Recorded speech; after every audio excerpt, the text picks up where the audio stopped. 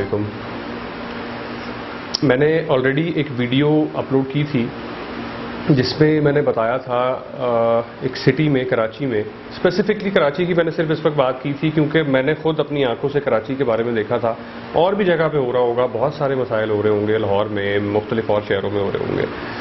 वो वीडियो इस बारे में थी कि इन्वेस्टमेंट का कहकर लोग किस तरह से फ्रॉड करते हैं, किस तरह से कहते हैं जी कि आप हमारे पास इतने पैसे रखवा दें और मंथली इतना प्रॉफिट लें हमसे, और बाद में पता चलता है कि वो आप ही के पैसों में से निकाल के आपको मंथली दे रहे थे और एंड पे वो फ्रॉड करके भाग गए। या फिर अगर आपके पैसे दिए भी तो आपके प्रिंसिपल अमाउंट बड़ी तोड़ के और बड़ी काट के उन्होंने आपको दी।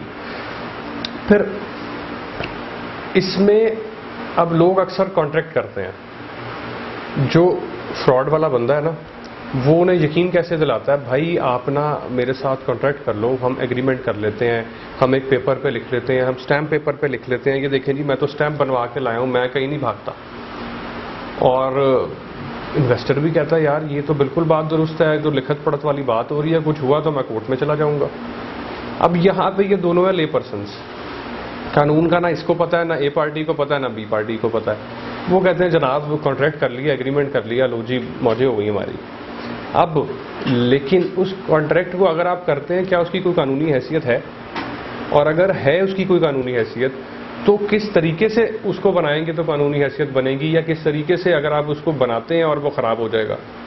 अब एक कॉन्ट्रैक्ट अगर करते हैं तो वो होना कैसा चाहिए। मैंने जो अपनी आंखों से एक देखा, इस तरह से एक मामला चल रहा था, उसने 50 रुपए का एक पेपर लिया और उसके ऊपर जनाब उसने सारा ड्राफ्ट बनाया और कहता ले जी कॉन्ट्रैक्ट हो गया हमारा। तो भाई 50 रुपए का पेपर एफिडेविट के लिए निकलता है, स्टैम्प पेपर सिर्फ एफिडेविट के लिए निकलता है, इससे ज़्यादा ऊपर कोई मालियत होती नहीं है। अब अगर आपने एग्रीमेंट करना है, मैं आपको चीज़ें बता देता हूँ कि एग्रीमेंट कितने वाले स्टैम्प पे होगा, उसके कौन कौन से ऐसे कंटेंट हैं जो बड़े फैटल हैं, जो लिखना बहुत ज़रूरी है, वो ऐड कर दें, इंशाल्लाह आप काफ़ी हद तक सिक्योर हैं। काफ़ी हद तक का भी मैं इसी वजह से कह रहा हूँ कि आप फुली सिक्योर उस वक्त तक नहीं हो सकते जब तक कि आप मज़ीद चीज़ें ना कर लें, क्योंकि अगर शख्स अगर नियत ही फ्रॉड की रख रहा है उसके साथ बड़ा मसला। हाँ, कोई लेजिटिमेट बिजनेस है तो उसके लिए तो ये 100% काफ़ी होंगे, लेकिन ये चीज़ें कंटेंट ऐड करने से आप एटलीस्ट किसी फ्रॉडस्टर को पकड़ सकेंगे, आप रिकवरी अपनी कहीं ना कहीं ले सकेंगे, आप उसके खिलाफ कोई कानूनी चाराजोई कर पाएंगे। अब कॉन्ट्रैक्ट, जब आप कॉन्ट्रैक्ट ड्राफ्ट करेंगे इस चीज़ जहन में रखिए कि 1200 रुपये वाला स्टैम्प पेपर होगा, ना 50, ना 100, ना 200, ना 500, कोई वैल्यू नहीं है इनकी। आपने 1200 वाले स्टैम्प पेपर पे एग्रीमेंट करना है एक चीज़, क्योंकि 1200 वाला वो एग्रीमेंट होता है जिसको आप कोर्ट में कल को चैलेंज कर सकते हैं। फिर अब कॉन्ट्रैक्ट के अंदर के कॉन्ट्रैक्ट में आपको बता दूं, पार्टीज़, सबसे पहले पार्टीज़ की डिस्क्रिप्शन आ गई, उनके एड्रेसेस आ गए, आपने CNIC पार्टीज़ के अटैच कर दिए। एक आइडेंटिफायर होगा। आइडेंटिफायर कौन होगा? अब एक विटनेस होता है और एक आइडेंटिफायर होता है, दोनों में डिफरेंस है।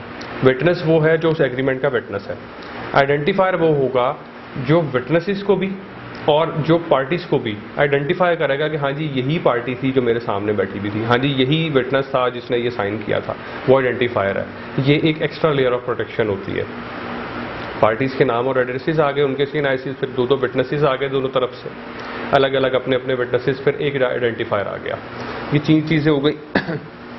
इसमें एक क्लॉज आप ऐड करेंगे। अब आप तो कैश दे रहे हैं, ठीक है, आप पे ऑर्डर दे रहे हैं। अब कैश जो होता है ना, इसको प्रूव करना बहुत मुश्किल होता है। कोशिश करनी है कि जब भी आप इन्वेस्टमेंट की अमाउंट दे रहे हैं, आपने उसको किसी थ्रू प्रॉपर चैनल देना है, कोई प्रॉपर इंस्ट्रूमेंट यूज़ करना है।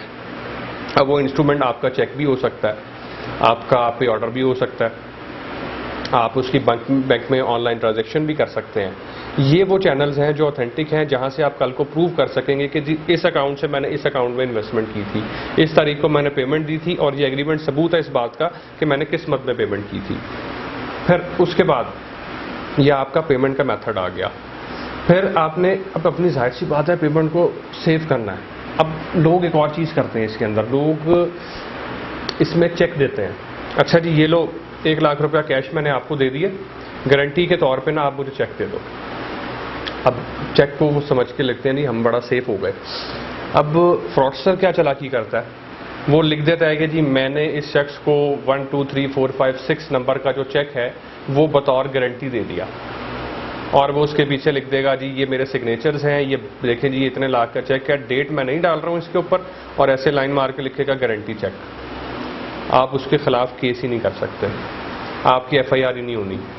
पहली बात, FIR अगर हो भी जाती है आपकी, वो बेल में बाहर आ जाएगा। 489F अट्रैक्ट ही नहीं करती गारंटी चेक पे। गारंटी चेक आपका जो है वो वैसे ही ये 489 आपकी करती सिर्फ इन चीज़ों के लिए जो बिजनेस ट्रांजेक्शन होती हैं। ये तो गारंटी चेक है, गारंटी चेक पे आपकी PPC अट्रैक्ट नहीं हो रही 489F, उसका पर्चा आपके खारिज हो गया। अब आपके पास क्या ऑप्शन रह गया, रिकवरी सूट का। रिकवरी सूट में भी आपका गारंटी चेक आ जाएगा, वो कहेंगे गारंटी चेक को छोड़ें, अपने यहाँ की अमाउंट जो आपकी हुई है वो रिकवर करें। तो कॉम्प्लिकेशंस बढ़ गई। लिहाजा अगर आप चेक ले रहे हैं किसी से, आपने उसको कभी भी गारंटी चेक नहीं लिखना। गारंटी चेक लिख दिया आपने तो आपका 489F फारिग हो गया। फिर आपने उससे चेक लेने अलग से लेके रखें, बिजनेस ट्रांजेक्शन की मद में लेके रखें, उसमें एंट्री ना करवाएं, सिर्फ इतना लिख दें कि हाँ, बल्कि चेक कभी ना लिखें। एक चीज़ फिर इसमें आता है कि आप प्रोमिसरी नोट एक साइन करवा सकते हैं, ये भी एक चीज़ अच्छी है। प्रॉमिसरी नोट क्या होता है? प्रॉमिसरी नोट एक नोट है जिस पे आप लिखते हैं जी मैं प्रॉमिस करता हूँ कि इस शख्स को मैंने इतने पैसे इससे लिए और इतने पैसे मैं इसको वापस करूँगा। ये प्रॉमिसरी नोट है। इस अगर नोट भी साइन किया हुआ है ना किसी ने, तो वो भी जा सकता है और रिकवरी सूट फाइल कर सकता है। अब ये कुछ ऐसी चीज़ें हैं, अब इसमें आप शिक ऐड कर सकते हैं अपने कॉन्ट्रैक्ट में कि जनाब अगर इसने मेरे पैसे वापस नहीं किए तो क्या होगा, हमारी रेशो क्या होगी, कि मंथ की किस तारीख को ये मुझे पेमेंट देगा, प्रॉफिट और लॉस में हम लोग कहाँ जाएंगे, और अगर ये सच डिफ़ॉल्ट करता है तो क्या होगा, ये श्योरिटी के तौर पे क्या दे रहा है। श्योरिटी क्लॉज भी एक बड़ा इंपॉर्टेंट क्लॉज है। आप कहते हो जी ये मैंने इतनी बड़ी इन्वेस्टमेंट की है, तो इस शख्स की ये दुकान है जो कि ऑलमोस्ट सेम वैल्यू की है, ये अपने प्रॉपर्टी के जो पेपर है ये मेरे पास जो है इस वक्त मॉर्गेज कर रहा है या एज अ श्योरिटी मुझे दे रहा है, और जब ये मेरी पेमेंट वापस कर देगा मैं इसकी ये प्रॉपर्टी के पेपर से वापस कर दूंगा, और जस्ट इन केस ये मेरे पैसे वापस ना कर पाया तो ये प्रॉपर्टी जो है मैं अपने नाम मुंतकिल करने का मिजाज होऊंगा और ये मेरे पास जाके मेरे हक में बयान देगा, ये रजिस्टर करवा के देगा। आप इस तरह की मुख्तलिफ चीज़ें ऐड कर सकते हैं जहाँ से आप मुख्तलिफ चीज़ों से सिक्योर हो सकते हैं। एक सादा सा स्टाम्प पेपर लिख देना मैं तुम्हें इतने पैसे दूंगा, मैं इतने फला करूँगा, ये कोर्ट ऑफ लॉ रिकग्नाइज नहीं करता। कोर्ट ऑफ लॉ रिकग्नाइज करेगा इन चीज़ों को जो क्लॉज आप ऐड करेंगे। लिहाजा पहली चीज़ है कि वो वीडियो जो मैंने ऑलरेडी बनाई है उसमें आप सुन लीजिए कि किस तरीके से ये फ्रॉड होता है।